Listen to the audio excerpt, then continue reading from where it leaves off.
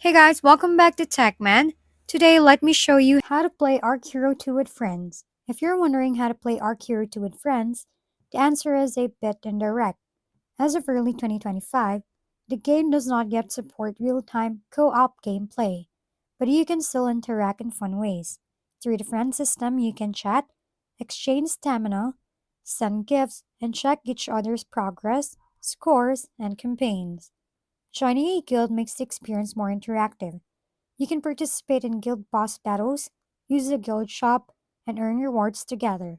While you can play side by side just yet, it's worth noting that the original Arc Hero introduced Hero Duo co-op back in 2020, so there is a chance developers could expand on this feature in the future.